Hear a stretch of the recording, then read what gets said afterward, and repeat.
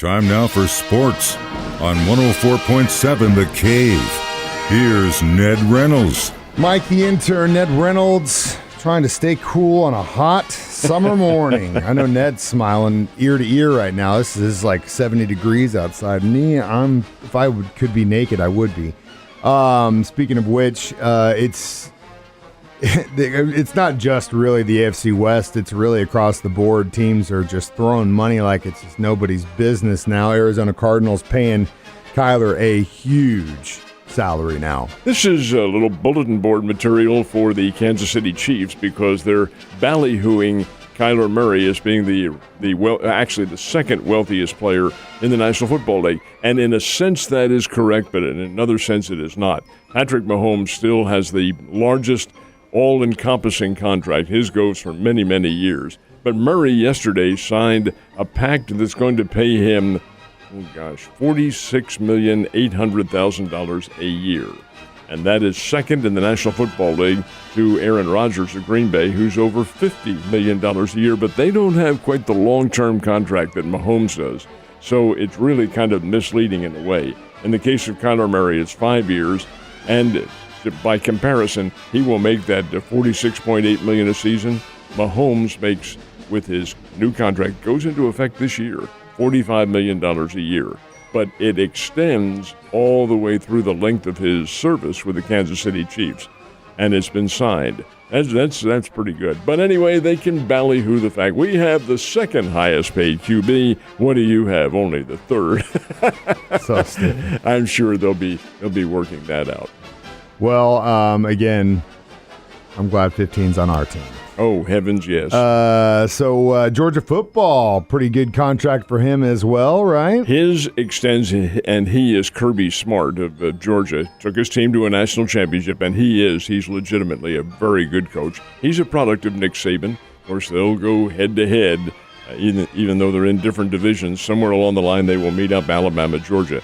But Kirby Smart signed an extension that is now worth $10,250,000 a year. And this has acceleration points in it that takes him up through 2032. This is a big-time contract, and that is the highest in the country. That's more than Saban and more than some of these others. But don't fret for Nick Saban at Alabama. He's doing pretty well himself, believe me. But $10,250,000 for Kirby Smart. How much is too much? Is there so much? You're talking to the wrong guy. I'm talking to the wrong profession. Well, but again, I'm a big believer in work-life balance, and I think my time is more valuable than any kind. I mean, money is money, and you need to do what you got to do to get that money. But I feel like that balance is true. These coaches, and in some regard, players, they devote every single second of their day to their craft. There is no question about it. Yes, they do. And it's not as easy as it might appear. No. The fans go to the game, they see the coach down on the sideline. And it's so quick. But you don't understand the recruiting that goes into this. And it is every single. I remember visiting with Dana Ford one day. I said, Dana, you're relaxing? He said, you can't relax. Every day is a recruiting day. Absolutely. You're only as good as your players. And these players are pretty good. But by the same token, Georgia, Alabama, these SEC schools, and these coaches all have kind of a pipeline into the top talent in the country. And that does help them. In case of Kirby Smart, he's well reimbursed. I do think, and I'm not trying to be punitive in anything of this nature, but I do think this is going to reach a point where it's not going to continue. And that's when TV comes down, when the TV money starts drying up a little bit, which eventually is going to do, folks. Now, when, who knows? But somewhere along the line, the remunerations, not just in football, but in baseball, every other sport too, going to have to take a bit of a dive. It's definitely going to hit a plateau. It has to. It just absolutely has to. But we haven't hit that ceiling yet, so we'll see what happens. That real fast girl from Nick says in the World Track and Field Championships right now, isn't she? It's going on out at Eugene, Oregon, which is, of course, really the focal point for all track and field in this country. University of Oregon does it big time, and they have a great venue. This is the first time the World Championships, which are second to the Olympics, have been held in this country. And yes, you're talking about Courtney Frerichs from Nixa. She was in the 3,000-meter steeplechase for the women, finished in 6th place, which is pretty good. She was the top American finisher. That was the other night. Nora Jaruto from Kazakhstan, by way of Kenya, was the winner of that event. But over and above all of that, Courtney was very happy with what she did. She has a bit of a physical problem, and she thought, well, 6th place and the top American finisher in a field of about 12. That is pretty good. Now, there was another race last night in it, and Noah Lyles, who is one of America's top sprinters, set the new American record for the 200 meters.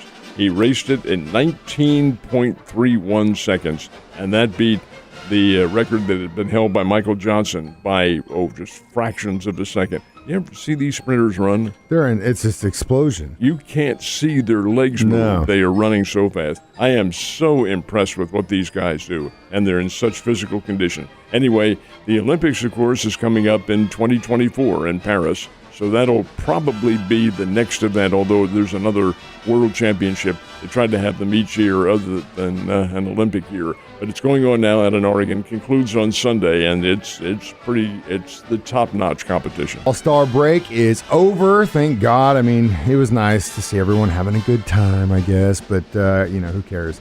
Baseball is back tonight. Who's on the schedule for the Missouri teams? Now, the Cardinals are playing the Reds again. They concluded the All-Star break by playing the Reds, and they're playing them again tonight, only this time the games are at the Great American Ballpark in Cincinnati. It doesn't make any difference because Cincinnati is very weak. They are not a good baseball team at all. The Cardinals go in for a 3-game series. Cardinals need to win all of these.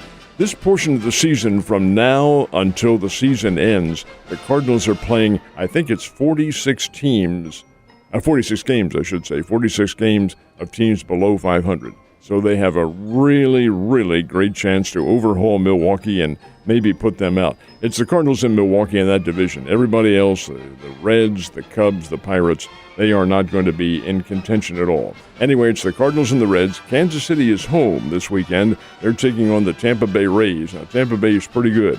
They are among the teams in the hunt for probably a wild card berth in the American League East that the Yankees own right now. Yankees are only 30 games over 500. They are really good and really strong. Anyway, but Tampa Bay is too. They're a very nice. The World Series last year. Come on, what do you want? So, indeed, we have some excellent action, and the Springfield Cardinals, who've been off this week, they didn't have an all-star game in the Texas League. Major League Baseball said you don't need to worry about an all-star game, just take some time off.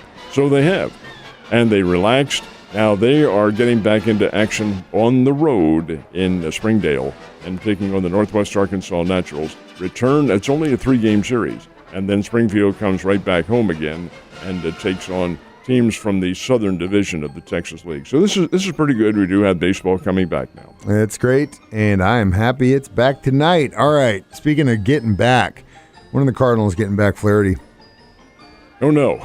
They have professed ignorance as to when he might come back. Now, he can't really. He's on the 60-day disabled list, and that really does not dissolve until sometime in the middle to latter part of August. But will he be ready then? That's what I'm saying. Are they going to rush it back? I feel like they may have done that the first time, and that's why he hurt it again. And that is a great concern by the Cardinals. When he comes back, when he comes off this disabled list, what do you do with him? Do you send him out for a rehab again? That's what they did the first time. Came down here and pitched, and what happened? Has another shoulder problem. I'm just wondering if this guy comes back at all. You're getting into the latter part of the season, if August is when he comes back. And into September, into that stretch run, and you certainly don't want to extend the use of a damaged shoulder in a crucial time of the year. You want to be very careful about things like that. Flaherty's not very old, and after all, you've got his career to worry about. So it's very dicey for St. Louis, and I really think they probably need to make a deal for a pitcher. Yeah, definitely need to make a deal for a pitcher. We've been saying that for weeks. All right, I know we got history lesson. You brought in your big old dusty book. This one is about baseball, though, 55 years ago today. And I was at KY3 when this happened. It was in 1967, and the night was tonight. It was 55 years ago tonight. Atlanta Braves are playing the St. Louis Cardinals in Atlanta. Now, the Cardinals had a great year in 67. They won the World Championship, went to the World Series. There were no playoffs back then. It was the winning team from the National League against the winning team from the American League, and the Cardinals were in the lead. playing the Atlanta Braves in Atlanta. Atlanta had a great chance to win. They set a major league record that night, the Atlanta Braves did, that probably is never going to be broken. They are the only team in baseball history to use 5 pitchers in 1 inning, which they did in the ninth. The Cardinals were rallying. Atlanta got pitcher after pitcher after pitcher after pitcher. Don't you know that ninth inning went on for about 45 minutes? Reason I think that record may never be broken is there's a rule now in Major League Baseball where a pitcher comes in, he has to face 3 batters before he can be out. Well, that's probably not going to bring 5 pitchers into the ball game. You're going to be there for 2 hours if that's happening. So anyway, but that did happen 55 years ago tonight. And it's definitely a great part of St. Louis Cardinals baseball history, Ned. You have a great weekend. Stay cool, and remember, hydrate.